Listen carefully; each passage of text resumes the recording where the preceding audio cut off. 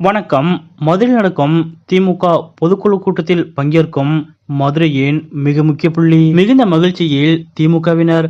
அப்படி திமுக பொதுக்குழு கூட்டத்திற்கு வருகை புரியும் அந்த மதுரையின் மிக முக்கிய புள்ளி யார் என்பது பற்றிய முழு விவரத்தோட இப்ப நம்ம பார்க்கலாம். கிட்டத்தட்ட 49 வருடங்களுக்கு பிறகு மதுரையில் திமுக பொதுக்குழு கூட்டம் நடைபெறுகிறது. நாளை மறுநாள் ஞாயிற்றுக்கிழமை நடைபெறும் இந்த பொதுக்குழு கூட்டத்திற்கு 3000 பொதுக்குழு உறுப்பினர்கள் பங்கேற்கின்றனர். குறிப்பாக 2026 சட்டமன்ற தேர்தல் தொடர்பான பல்வேறு முக்கிய அறிவிப்புகளும் தீர்மானங்களும் இந்த பொதுக்குழு கூட்டத்தில் நிறைவேற்றப்பட உள்ளன. அதன்படி அமைச்சர் பி மூர்த்தி, பிடிஆர், மணிமாறன், கோ தளபதி உள்ளிட்டோர் பம்பரமாய் சுற்றிச் சுழன்று இதற்கான ஏற்பாடுகளில் ஈடுபட்டுள்ளனர். இந்த பொதுக்குழு கூட்டத்தில் பங்கேற்பதற்காக நாளை தினமே முதலமைச்சர் மு.க.ஸ்டாலின் அவர்கள் மதுரை செல்கிறார். முக்கியமாக இந்த பொதுக்குழு கூட்டத்தில் துணை முதலமைச்சர் உதயநிதி அவர்களுக்கு கட்சி ரீதியாக ப்ரமோஷன் வழங்கப்பட இருப்பதாக கூறப்படுகிறது. அதாவது துணை முதலமைச்சர் உதயநிதி அவர்களுக்கு திமுகவின் துணை பொதுச் செயலாளர் பதவி வழங்கப்பட இருப்பதாக தகவல் வெளியாகியுள்ளது. இதற்கான அதிகாரப்பூர்வமான அறிவிப்பு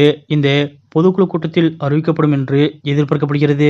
இதனால் திமுக சார்பில் நாளை மறுநாள் மதுரையில் நடக்கும் பொதுக்குழு கூட்டம் மிகுந்த முக்கியத்துவம் வாய்ந்ததாக பார்க்கப்படுகிறது. இதெல்லாம் ஒருவரும் இருக்க, மதுரையில் நடக்கும் திமுக பொதுக்குழு கூட்டத்தில் மதுரையைச் சேர்ந்த முக்கிய புள்ளி ஒருவர் பங்கேற்பிருப்பதாக தகவல் வெளியாகியுள்ளது. அதாவது மதுரையில் நடக்கும் திமுக பொதுக்குழு கூட்டத்தில் முதலமைச்சர் மு.க.ஸ்டாலின் அவர்களது சகோதரரான மு.க.அழகிரி அவர்கள் பங்கேற்க இருப்பதாக தகவல் வெளியாகியுள்ளது. கடந்த 2014ஆம் ஆண்டு திமுகவின் முன்னாள் தலைவர் கலைஞர் கருணாநிதி மற்றும் அப்போதைய பொதுச் செயலாளர் அன்பழகன் ஆகியோர் மு.க.அழகிரி அவர்களை தென்மண்டல அமைப்பு செயலாளர் பதவியிலிருந்து நீக்கினர். மேலும் அப்போதிலிருந்தே மு.க.ஸ்டாலின் மற்றும் மு.க.அழகிரி ஆகியோர் மனக்கசப்பு காரணமாக நீண்ட வருடங்களாக பேசிக் கொள்ளாமல் இருந்தனர். இந்த நிலையில் கடந்த வருடம்தான் முதலமைச்சர் மு.க.ஸ்டாலின் அவர்களும் அவரது சகோதரருமான மு.க.அழகிரி அவர்களும் பழைய மனக்கசப்புகள் எல்லாம் மறந்துவிட்டு ஒருவருக்கொருவர் பேசிக் கொண்டனர். இப்படிப்பட்ட நிலையில் முதலமைச்சர் மு.க.ஸ்டாலின் அவர்கள் தலைமை நடைபெறும் திமுகவின் பொதுக்குழு கூட்டத்தில்